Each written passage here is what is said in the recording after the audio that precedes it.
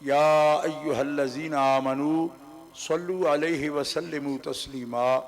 اللہم صلی علی سیدنا و مولانا محمد وعلی آلہ وصحبہ وبارک وسلم صلاة و سلاما علیک یا رسول اللہ صلاة و سلاما علیک یا حبیب اللہ منزہ عن شریک فی محاسنہ فجوہر الحسن فیہ غیر منقسم مولاي صل وسلم دائما ابدا علی حبیبک خیر الخلق کلہم۔ اللہ تعالی جل مجدہ الکریم کی حمد و ثنا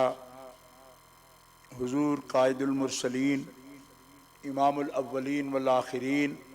جناب محمد مصطفیٰ احمد مجتبیٰ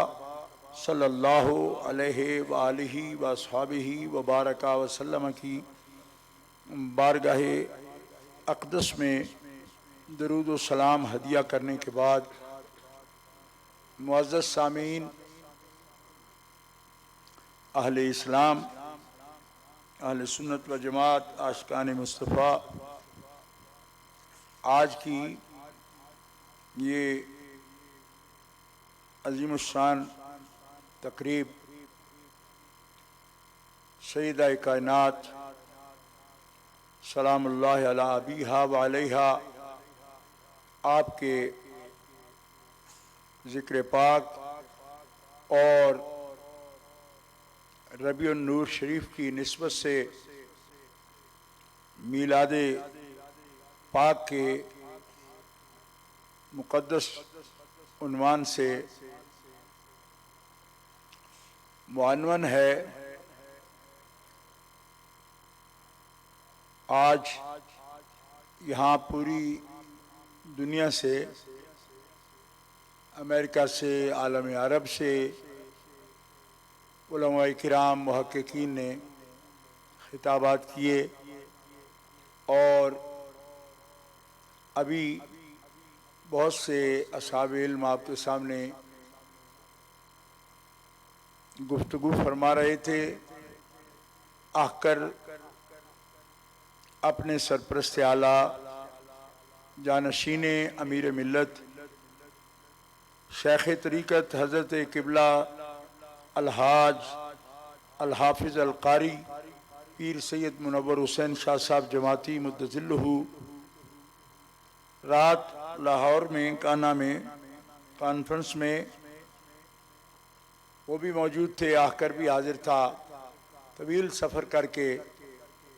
حضرت شیخ طریقت والا مرتبت فخر السادات قبلہ پیر سید محی الدین محبوب صاحب دامت معالیکم، ان کی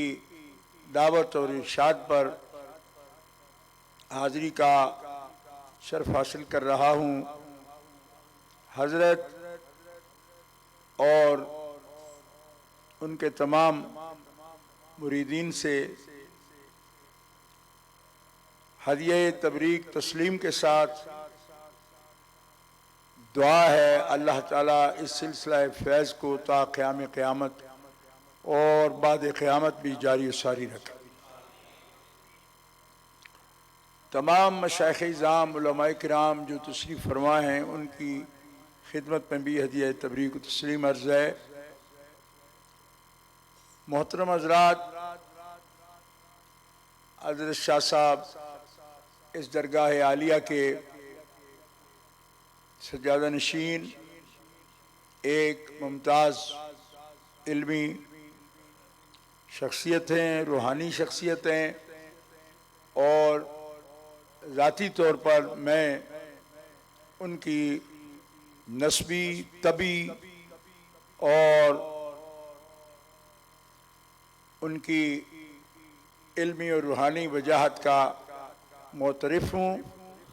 اور بعض مشکل لمحات میں بھی ان کی طبیعت کو میں نے دیکھا کہ وہ انتہائی نفیس شخصیت کے مالک ہیں۔ اللہ تعالیٰ جل شانہ وعز اسمہ ان کو صحت و سلامتی کے ساتھ دراز عمر عطا فرمائے۔ اس وقت ہمارے قائد اور سرپرست اعلیٰ آپ کے سامنے خطبہ صدارت ارشاد فرمائیں گے، اس لیے بہت مختصر گفتگو پیش ہے، اور وہ یہ ہے کہ علماء اہل سنت مشائخ کرام نے مل کے تنظیم تحریک عظمت آل و اصحاب رسول کا قیام کیا۔ اس کے نام سے ہی ظاہر ہے کہ ہم انشاءاللہ آل و اصحاب رسول کے لیے اہل سنت و جماعت حنفی ماتریدی کے اصول اور فروع میں جو ان کا مقام، جو مرتبہ، جب یہ ہم لفظ بولتے ہیں اصول و فروع میں تو اس کا مطلب یہی ہوتا ہے کہ قرآن و سنت، اجماع امت اور قیاس مجتہدین، یہ چار دلائل ہیں اہل سنت و جماعت حنفی کے۔ چھوٹی کتابوں سے لے کر ہمارے اصول کی بڑی بڑی کتابوں تک یہ لکھا ہوا ہے کہ اعلم ان اصول الشرع اربعۃ، کہ اصول شریعت کے چار ہیں، کتاب اللہ، سنت رسول اللہ، اجماع امت اور قیاس مجتہدین۔ قیاس مجتہدین کا مقام قرآن و سنت یا اجماع کے مقابلے میں نہیں ہے، لیکن نوازل اور نوادر، حادثات زمانہ کی، وہ طلب کرتے ہیں اس بات کو کہ جدید سے جدید مسئلہ بھی ہو تو اس میں قرآن و سنت و اجماع امت سے اس کا حل پیش کیا جانا ضروری ہے۔ کیوں کہ قرآن کتاب اللہ یہ کسی خاص وقت کے لیے نہیں ہے، قیامت تک کے لیے جو بھی مسئلے موجود ہیں یا جو شکلیں آنے والی ہیں مسائل کی، قرآن ان سب کا حل پیش کرتا ہے۔ لیکن ہر دور میں اگر لوگوں کا فہم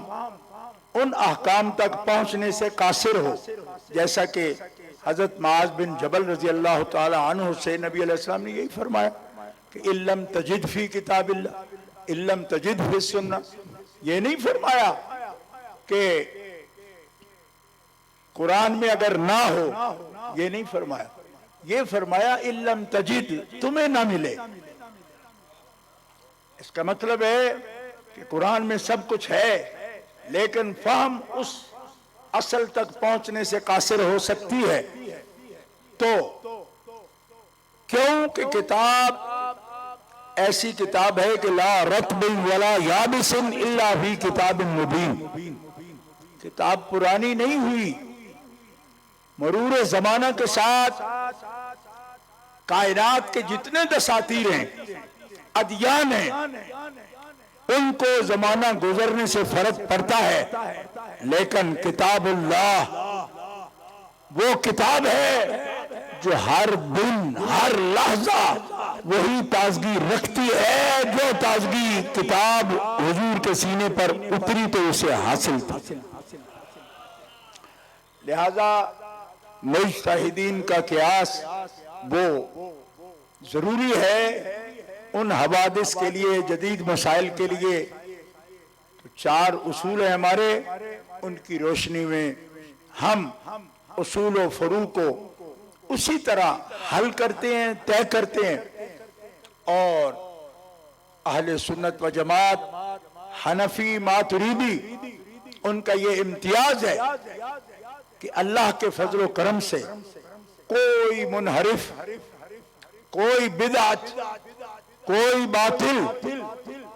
اس کو دین کا کسی خرافات کو، کسی بدعت کو اگر یا بدعات کو دین کا حصہ یا سواد اعظم اہل سنت و جماعت کا حصہ بناتا ہے تو نبی کریم علیہ السلام کا فرمان ہے کہ یہ مجھ پر میرے رب کا کرم ہے کہ میری امت گمراہی پر کبھی جمع نہیں ہو سکتی۔ جامع ترمذی شریف اٹھا کے دیکھیں، لا تجتمع امتی علی دلالت، اللہ تعالی میری امت کو دلالت پر، گمراہی پر کبھی جمع نہیں فرمائے گا۔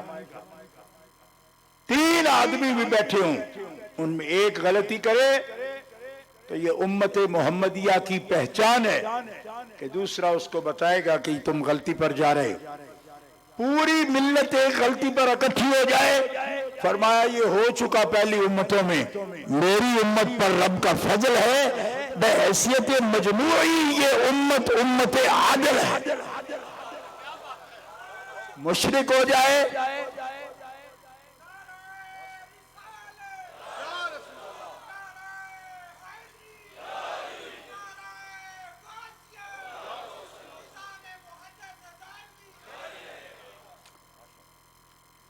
پوری امت مشرک ہو جائے، یہ بہت دور کی بات ہے۔ حضور فرماتے ہیں ما اخاف منکم ان تشرکوا من بعدی، میں محمد رسول اللہ کو یہ ڈر نہیں کہ تم میرے بعد مشرک ہو جاؤ گے، اور مشرک تو بڑی دور کی بات ہے، تم تو گمراہ بھی نہیں ہو سکتے۔ افراد ہو سکتے ہیں لیکن جمہور نہیں ہو سکتے، افراد ہو سکتے ہیں لیکن ان کو راہ دکھانا جمہور کا کام ہے، اور جمہور اہل اسلام گمراہ ہو جائیں یہ کبھی ممکن نہیں۔ کیوں؟ ایسے ممکن کی بات کر رہا ہوں کہ جس کا وقوع مشکل ہے۔ گرامی قدر حضرات، بحیثیت مجموعی، اسی لیے بحیثیت مجموعی کبھی اس قوم پر عذاب بھی نہیں آتا، کیونکہ بحیثیت مجموعی یہ نہ مشرک ہوتے ہیں، نہ کافر ہوتے ہیں، نہ گمراہ ہوتے ہیں، اور اس کے کئی اسباب ہیں۔ پہلا سبب تو حضور ہی ہیں کہ سرکار کے وسیلے سے یہ کرم ہوا، اور دوسرا سرکار نے جو دعا کی کہ ہمارے مالک میں دنیا سے پردہ کر جاؤں اس امت کو کون سنبھالے گا، میں تو خاتم النبیین ہوں، میرے بعد نبی تو نہیں آئے گا۔ تو تفسیر مظہری میں یہ لکھا ہے کہ ہر صدی کے وہ لوگ جو دین کے ذمہ دار ہیں، اللہ تعالیٰ کے حکم سے نبی کریم علیہ السلام کی تسلی کے لیے ان امتیوں، غلاموں، ولیوں، مجددین اور محدثین کی سرکار دو عالم علیہ السلام کی سامنے حاضری کی گئی، اور حکم ہوا حبیب دیکھ یہ لوگ ہیں جو سوئیں گے نہیں، بیدار رہیں گے، ہر صدی میں یہ تیرے دین کی حفاظت کرتے رہیں گے۔ آج کچھ لوگوں نے جہالت کا شکار ہوئے لیکن دعوے دار علم کے اس مسئلہ کو اٹھایا، اور سیدہ پاک کے بارے میں اہل سنت و جماعت کی تاریخ میں اتنا بڑا حملہ اہل سنت و جماعت حنفی کہلانے والوں کی طرف سے کبھی نہیں ہوا۔ نام نہاد ٹائٹل چرا کے کوئی اہل سنت بنا ہو تو میں اس کی بات نہیں کرتا، جو ہیں اہل سنت میں ان کی بات کرتا۔ ایسے لوگوں نے ٹائٹل چرا کے، اور کیوں چرایا اس کا وقت نہیں، انشاءاللہ حاضر ہوں، سید صاحب نے یاد فرمایا پھر بھی حاضر ہوں گا، یہ بات بھی عرض کروں گا کبھی کہ ٹائٹل کیسے چرایا گیا، لیکن اس وقت ٹائم نہیں اس کا۔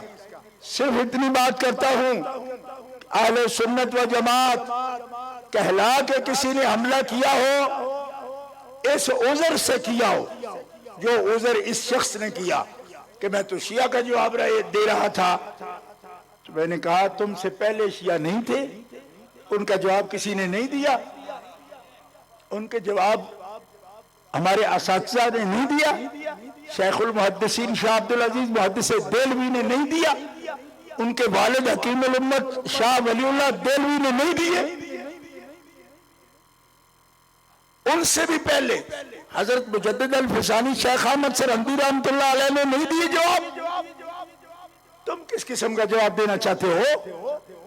آج تک ان کا جواب دیتے ہوئے بھی کسی نے سیدہ پاک کے بارے میں اس قسم کی گستاخی نہیں کی جس قسم کی تم کر رہے ہو۔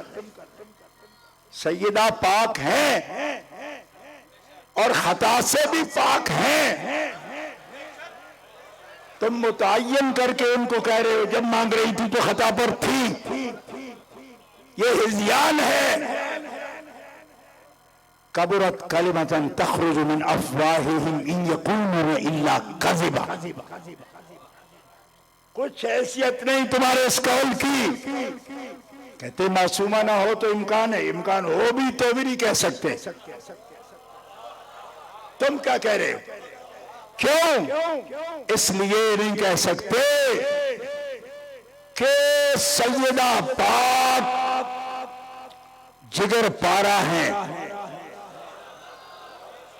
رسول گرامی کا، اور رسول پاک کل کے کل پاک ہیں۔ ٹائم نہیں لیا، ایک لفظ میں بات ختم کرتا ہوں، ایک جملہ میں، وہ یہ ہے کائنات میں ایسا کون ہے سر پاک ہو، آنکھ پاک ہو، منہ پاک ہو، سینہ پاک ہو، قلب پاک ہو؟ یہ تو ہوتا ہے، یہ تو ہوتا ہے۔ ارے دنیا میں ایسا دکھاؤ جس کے بول و براز اس طرح پاک ہوں جس طرح دودھ پاک ہوتا ہے۔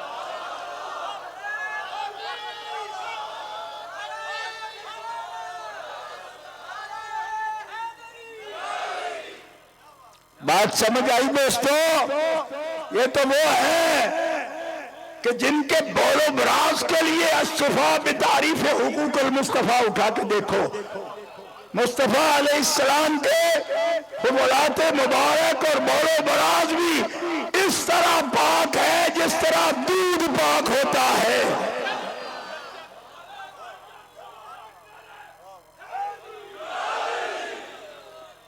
اور شرم کرو،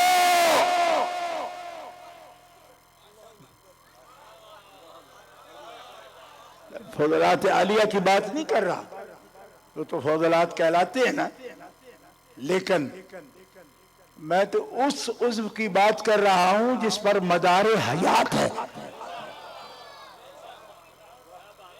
اور یہ بھی ترجمہ ہم نے نہیں کیا،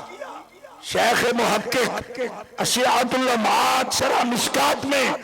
بدعتن کا ترجمہ جگر پارا کرتے ہیں، اور امام اہل سنت مولانا شاہ رضا خان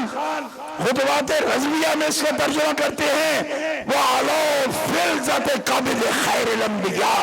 خیر الانبیاء کے جگر کا ٹکڑا ہے سیدہ خاتون۔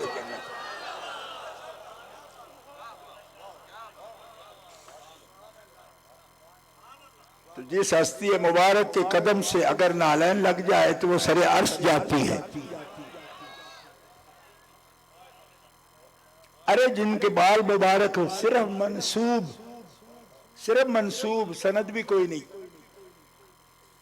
بڑے بڑے توپ کاپی میں پڑے رکھے ہوئے ہیں، منسوب ہے نا، سند تو نہیں ہے نا۔ اور میں جن کی بات کر رہا ہوں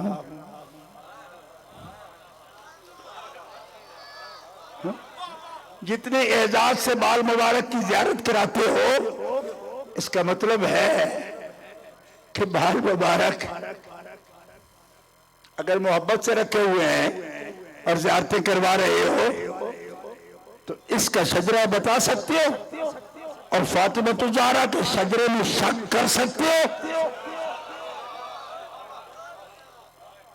بلا واسطہ جگر کا ٹکڑا ہے۔ اس لیے کیا بیان کروں، جن کے قدم کے نیچے آئے ہوئی نالین یہ مقام رکھے،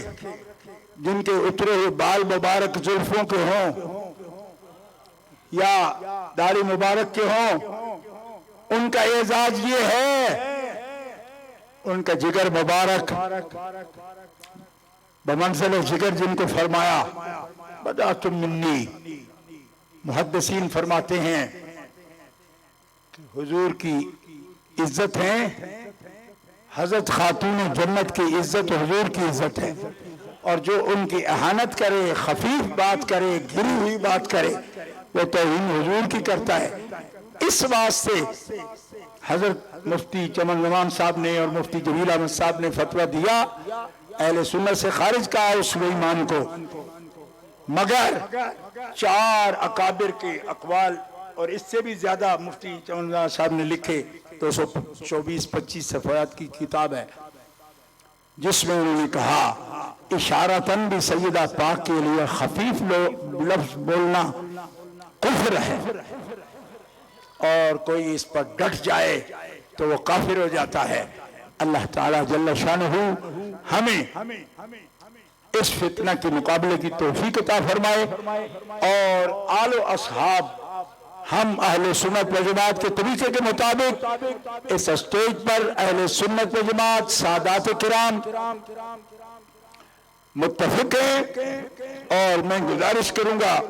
حضرت سید صاحب قبلہ سے کہ یہاں اگر کرم فرمائے میرے ساتھ تشریف لائیں. میں مسجد شریف میں یہ عہد کرنا چاہتا ہوں کہ ہم آل و اصحاب کی عظمت کے لیے یک دل اور یک جان ہو کر جد و جہد کرتے رہیں گے. ہماری زندگیاں، ہمارا جینا، ہمارا مرنا، یہ سب سیدہ پاک کی عظمت کے لیے ہے، اور آخری دم تک ہم یہ جد و جہد جاری رکھیں گے اور ان لوگوں کے فتنے کا مقابلہ کریں گے جن کو یزیدی ہونے پر فخر ہے. اگر تمہیں یزیدی ہونے پر فخر ہے تو سن لو، ہمیں فاطمی اور حسینی ہونے پر فخر ہے. اللہ تعالیٰ آپ کو سلامت رکھے، اور اللہ تعالیٰ اس کاز کو اور اس تحریک کو کامیابی نصیب فرمائے. وآخر دعوانا ان الحمدللہ رب العالمین. ایک سیکنڈ. حضرت پیر سید عرفان شاہ صاحب مشہدی نے اس دور میں فتنے کا جس قوت اور جوان مردی سے مقابلہ کیا، اور یہ بھی سیدہ خاتون جنت کی کرامت ہے، یہ کرامت ہے سیدہ خاتون جنت کی. تو آج حضرت سید صاحب کی اتنی عظیم الشان خدمت، اس پر دربار عالیہ محدث ہزاروی کی طرف سے اور دربار عالیہ علی پور شریف امیر ملت پیر سید جماعت علی شاہ صاحب کی طرف سے میں اور پیر منور شاہ صاحب حضرت پیر سید عرفان شاہ صاحب مشہدی کو مدینہ منورہ کا جبہ فضیلت جو ہے خدمات کے اعتراف میں پیش کرتے ہیں.